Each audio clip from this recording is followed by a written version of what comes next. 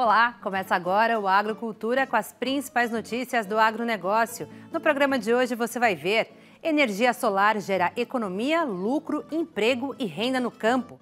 Em todo o Brasil, os investimentos em energia solar no campo ultrapassam 1 bilhão e 700 milhões de reais. Trabalhadores da linha de frente do agronegócio passam por testagem para a Covid-19. A iniciativa da USP, com o apoio de empresas, possibilita o diagnóstico da doença em quem atua na produção e distribuição de alimentos. Se tem uma pessoa com o vírus, nós já vamos afastar ela, a família dela, evitar o contato para a gente passar e evitar a propagação em massa desse vírus. E você vai ver também. Mesmo com a pandemia da Covid-19, o agronegócio em Mato Grosso do Sul não foi afetado financeiramente. Pilotos agrícolas fazem treinamento de combate a incêndios florestais.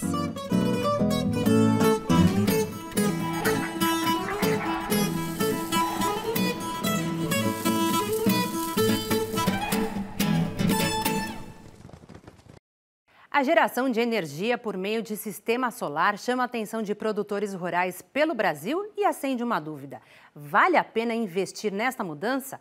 A conta é simples. Menos gasto, mais lucro. A energia solar diminui a emissão de gases do efeito estufa, reduz em 90% a conta de energia elétrica e, além do mais, gera emprego e renda na lavoura. Aí está ele, o sol, fonte de energia limpa e sustentável. O mais novo aliado do homem do campo. Estamos em Itapurá, Mato Grosso, centro-oeste brasileiro. Na propriedade do seu Anésio, vem dos aviários a fonte de renda da família. Em 16 galpões, são criadas 464 mil aves.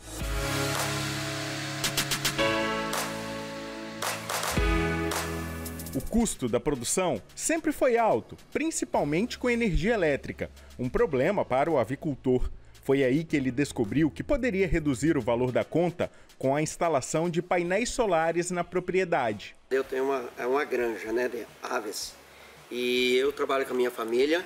A fatia maior da despesa era energia. Aí eu fui atrás para ver como era tudo novidade, como eu sou um dos pioneiros para a granja. Eu coloquei 4 usinas divididas em 912 placas. E como eu tenho 4 núcleos de aves, eu fiz 4 padrão, 4 transformadores, então 4 usinas. As placas mudaram a paisagem do aviário e trouxeram economia para o produtor. Eu gastava até 10 mil no mês, que era quando era o frango grande. Hoje eu pago uma taxa de 70 e poucos reais. Você veja a diferença. O funcionamento de um sistema fotovoltaico, de um sistema de energia solar, ele é muito simples, né? As placas solares ou os módulos, eles captam a energia da luz solar, transformam isso em eletricidade e aí tem um outro componente que eu diria é o cérebro do sistema, que é o inversor, que pega essa energia gerada pelos painéis e adapta essa energia à rede elétrica da região, né? Então, algumas regiões são 110 volts, outras são 220, umas são monofásicas, outras são trifásicas, enfim, né? O inversor é o cérebro do sistema. Em relação à vida útil, os fornecedores de módulos fotovoltaicos no mundo todo, o tempo de vida útil garantido pelo fabricante é de 25 anos. As redes elétricas trouxeram para o homem do campo condição para que ele tivesse uma melhor qualidade de vida e que pudesse desenvolver a sua atividade com a segurança, podendo, por exemplo, fazer irrigações em momentos de falta de chuva, pudesse ter a produção de derivados daquele produto que ele estava realizando, que ele pudesse armazenar esses produtos. Agora, com a utilização de geração solar nas propriedades rurais, a rede passou a ter um outro papel, permitir que ele pudesse colocar o excedente de energia que ele não está utilizando na rede e receber em um momento onde ele não está gerando energia, seja porque é noite, seja porque é um dia nublado, energia oriunda de fontes hidráulicas, térmicas ou eólicas. E com isso ele manter a sua produção de uma maneira contínua. Em todo o Brasil, os investimentos em energia solar no campo ultrapassam 1 bilhão e 700 milhões de reais. Os produtores rurais já representam cerca de 12% de toda a geração de energia solar distribuída no país, segundo a Associação Brasileira de Energia Solar Fotovoltaica. Hoje, o campo já é o terceiro maior segmento produtivo do Brasil que utiliza energia solar. O primeiro é o comércio, o segundo é o serviço e o terceiro, justamente os produtores rurais, que representam 11,7% de toda a potência instalada e os investimentos feitos em sistemas de geração de energia solar distribuídos pelo Brasil. E essa energia solar fotovoltaica no campo pode ser aproveitada de diversas formas. Uma das formas mais habituais de se utilizar é para bombeamento de água. Também para ajudar a fazer a irrigação das plantações. Mas com a energia solar fotovoltaica é possível gerar energia elétrica para as atividades de aquicultura, suinocultura, piscicultura, para a criação de frangos, por exemplo, em granjas, também para a atividade leiteira, para ajudar a refrigerar o leite. Além disso, usos no campo também incluem iluminação, monitoramento, segurança e as atividades de telecomunicações. Então aqui são alguns dos vários exemplos de aplicação da energia solar fotovoltaica no meio rural.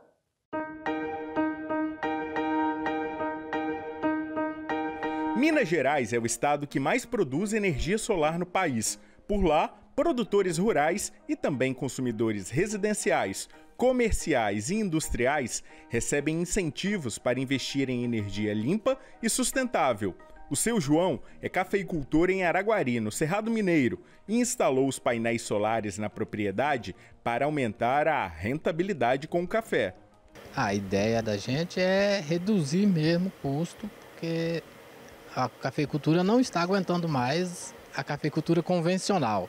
Então nós estamos tentando alternativas. Então nós estamos em fase de teste. Então quer dizer que nós vamos fazer área total ou vamos fazer só esse tratamento. Mas nós estamos tentando fazer com que nós consigamos baixar o custo. Este ano, o Brasil ultrapassou os 6 gigawatts de capacidade instalada de energia solar. A queda de custos e o aumento no número de empresas especializadas contribuíram para o crescimento da produção de energia solar no país nos últimos anos. Um sistema fotovoltaico no campo, ele tem um porte, um tamanho e um custo que varia de acordo com a aplicação. É possível já a partir de R$10 mil planejar um sistema de pequeno porte para uma aplicação específica, mas dependendo da necessidade do produtor, esse sistema pode ser muito maior, R$100 mil, R$500 mil, R$1 milhão ou mais, dependendo do uso que ele faz dessa tecnologia. Mas a boa notícia, acima de tudo, é que além do dinheiro, do crédito já disponível nas instituições financeiras para quem quer investir em solar fotovoltaica, é possível também que esse produtor rural, quando faz o investimento, com a economia que ele tem na conta de energia elétrica dele, ele recupere esse investimento em um prazo de mais ou menos 4 a 7 anos, dependendo da região do Brasil, dependendo das condições daquela distribuidora onde o consumidor está inserido.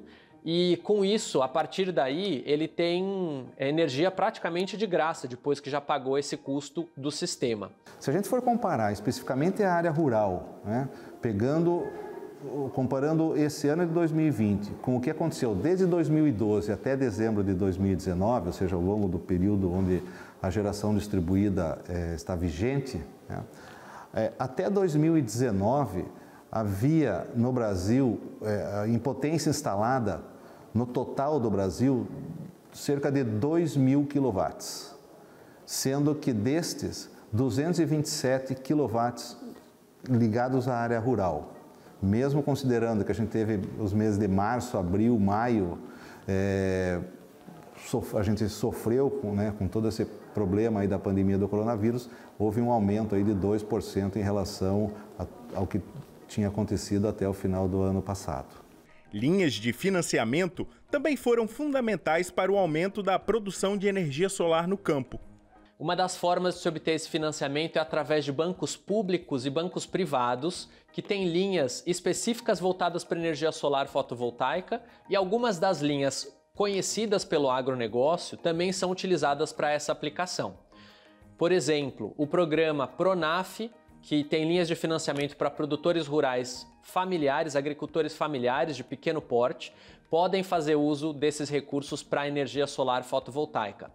Também o programa Inovagro, que faz inovação no campo, é uma forma do produtor rural acessar crédito para a energia solar fotovoltaica. A boa notícia é que com o lançamento do Plano Safra 2020-2021, feito pelo Ministério da Agricultura, foi atendido um pedido da ABSolar de ampliar os recursos da linha Inovagro para os produtores rurais investirem em solar fotovoltaica. Então, ano passado, na safra passada, foram 1,5 bilhão de reais para a linha Inovagro, e esse ano esse volume cresceu 33%, vão ser 2 bilhões de reais disponíveis para produtores de norte a sul do Brasil, de todos os portes, poderem acessar crédito para financiar os seus sistemas fotovoltaicos. Em São Paulo, a Cooperativa dos Cafeicultores e Citricultores, a Copercitros, em Bebedouro, no interior do estado, oferece assistência técnica aos cooperados para a instalação de painéis solares nas propriedades. Essas atividades demandam muito uso de energia, são atividades com intensa mecanização e, tendo projetos com alta viabilidade econômica, com sustentabilidade, com fator ambiental muito positivo e linhas de financiamento com taxas que realmente incentivam o produtor a investir, mostram que o nosso caminho é por aí. A Copercitros ela precisa cada vez mais incentivar os produtores e disponibilizar para os produtores esses projetos que bons resultados têm trazido e que vão melhorar cada vez mais a condição do produtor rural. E assim, aos poucos, os produtores rurais brasileiros estão descobrindo que cultivar plantas solares em suas propriedades também é um bom negócio. Eu acho que tem muita gente perdendo dinheiro, que estão deixando de produzir, porque o sol está aí e produzir. Eu acho que tem muita granja, muito comércio, até residência, estão perdendo de deixar de ganhar dinheiro, né?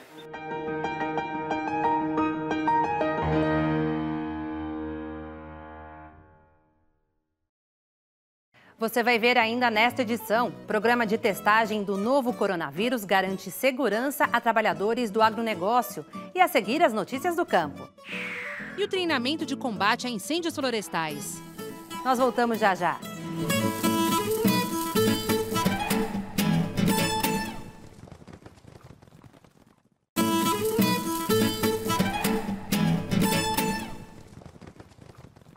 Confira agora as principais notícias do campo. 12 pilotos agrícolas de São Paulo, Paraná, Mato Grosso do Sul, Rio Grande do Sul, Pará e Bolívia participaram de um treinamento de combate a incêndios florestais. O curso foi no município de Olímpia, a 430 quilômetros da capital paulista.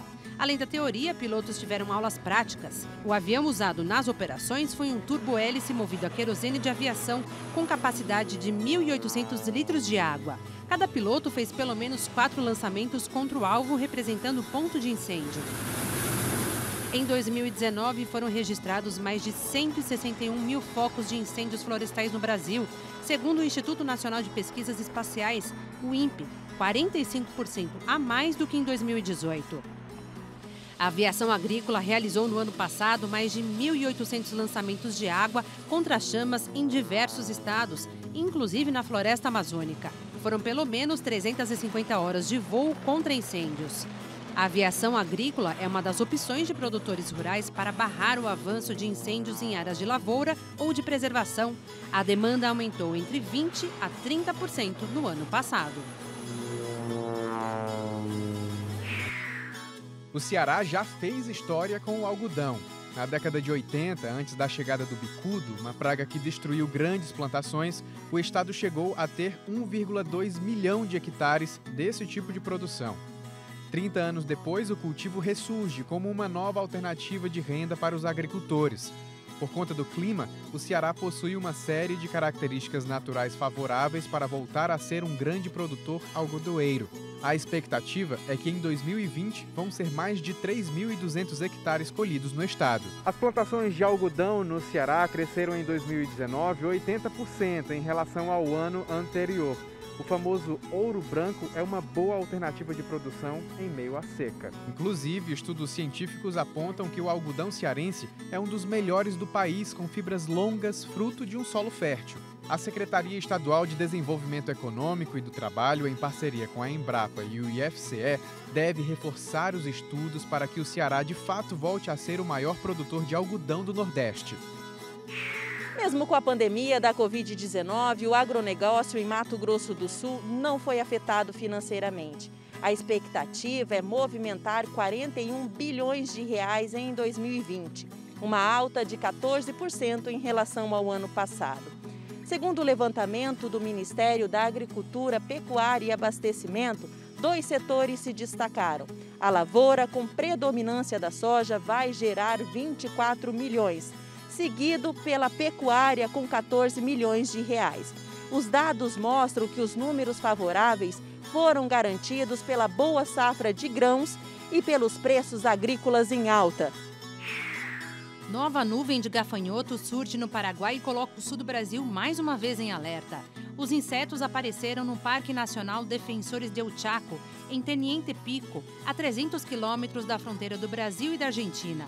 Em condições favoráveis, podem se movimentar para as regiões de Boquerón, na fronteira com a Bolívia e a Argentina, ou para o Alto Paraguai, na fronteira Brasil-Bolívia-Paraguai. Outra nuvem de gafanhotos que está na Argentina segue causando apreensão na região sul do Brasil. Técnicos dos Serviços de Sanidade e Qualidade Alimentar argentino estão acompanhando a movimentação dos insetos em Curuzu-Catiá, província de Corrientes, a 160 quilômetros da fronteira do Rio Grande do Sul. No Brasil, o Ministério da Agricultura monitora as 2 nuvens de gafanhotos. Apesar da elevação da temperatura no sul, os ventos podem impedir o avanço. Há 73 anos, uma grande nuvem de insetos entrou no Brasil a partir de Corrientes, na Argentina, e causou danos em lavouras do Rio Grande do Sul ao Paraná. A seguir você vai ver, uma campanha da USP com apoio de empresas faz testagem para a Covid-19 em trabalhadores do agronegócio. Nós voltamos já.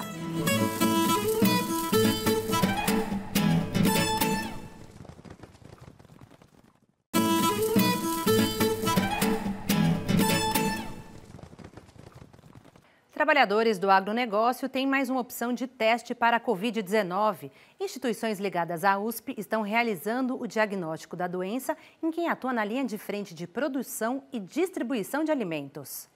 A testagem faz parte da campanha FEALC pela Vida, uma parceria da Escola Superior de Agricultura Luiz de Queiroz e do Centro de Energia Nuclear na Agricultura.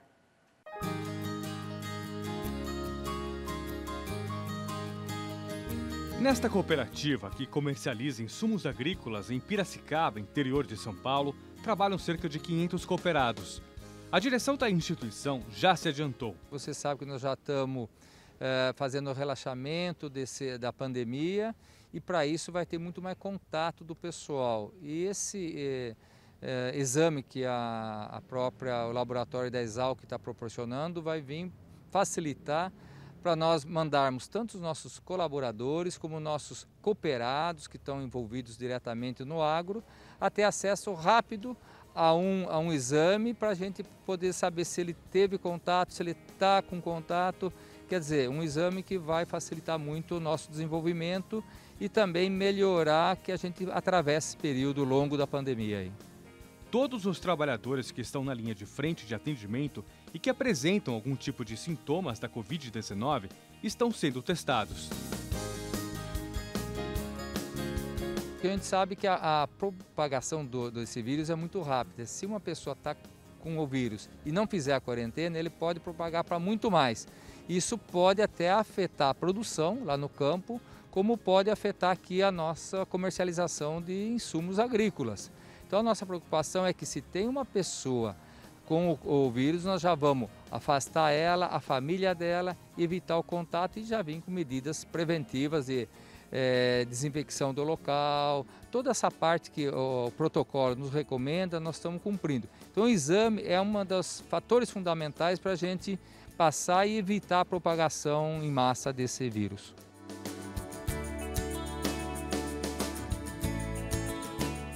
A iniciativa foi possível através de uma parceria com a FESALC da cidade, a Fundação de Estudos Agrários Luiz de Queiroz. As empresas ligadas ao agronegócio interessadas pagam apenas uma ajuda de custo. Eles estão fazendo para nós um custo do exame, então não vai ser um custo caro, vai ser o que realmente custa, eles não vão ter lucro nenhum. Isso para nós é muito bom, e com isso nós temos um acesso mais barato e proporcionamos para os nossos colaboradores, que são aí 550 colaboradores, a fazer esse teste. Então nós vamos disponibilizar para eles, para os familiares que queiram também fazer esse teste, que é fundamental para todos nós hoje. A iniciativa em testar trabalhadores do agronegócio que estão na linha de frente veio através do Ministério da Agricultura.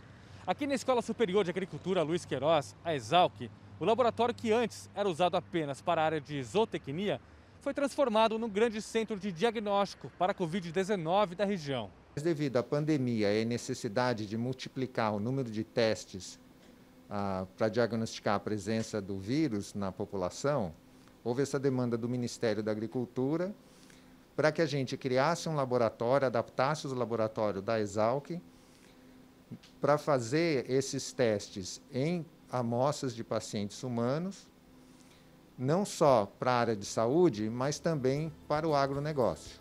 O processo inicia com a coleta de amostras dos pacientes. Então, se uma pessoa teve sintomas como febre ou perda de paladar, ou algum sintoma ligado ao vírus, né, a manifestação do Covid, essa pessoa procura o médico do trabalho ou procura um posto de saúde e nesse ambiente é coletada a amostra. É uma amostra de suave que é coletada e aí essa amostra é enviada para os laboratórios de análise. Então aqui na ESALC a gente recebe as amostras, essas amostras têm que ser processadas num ambiente seguro, numa cabine de segurança biológica para evitar que a pessoa que está processando a amostra se contamine com o vírus. Aí dessa amostra a gente extrai o material genético, extrai o RNA do vírus e durante esse processo o vírus é inativado. A segunda etapa aí é a amplificação do material genético. Então a gente faz o que a gente chama de teste de PCR ou reação em cadeia de polimerase, que é um procedimento em que, a partir de poucas moléculas de vírus, a gente consegue amplificar um pedaço pequeno desse vírus, muitas vezes, com auxílio de uma molécula fluorescente, que permite a detecção em um aparelho se aquela amostra estava contaminada com o vírus ou não. Feita essa detecção, a gente faz o laudo e envia para o médico, ou para o hospital, ou para o paciente que requisitou o laudo. O laboratório tem capacidade para realizar até 300 testes por dia entre as empresas parceiras e Sistema Único de Saúde. Apesar do ambiente e equipamento serem montados para a zootecnia, a técnica usada para detectar o vírus da Covid-19 em humanos é a mesma. Em relação à dificuldade, sim, é mais complicado, porque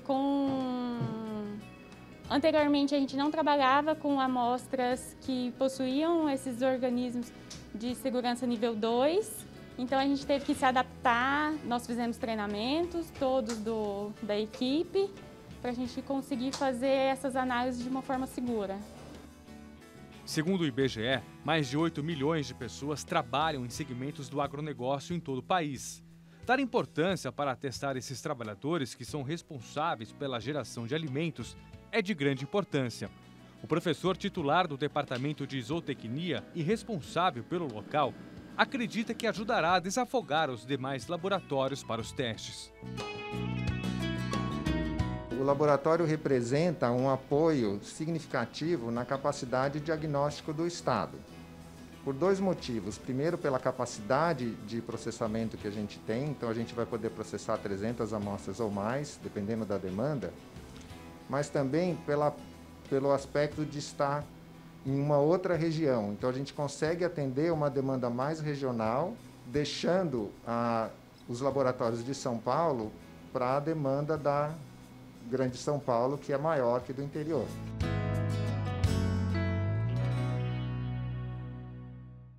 O programa Agricultura de hoje termina aqui. Até a próxima semana.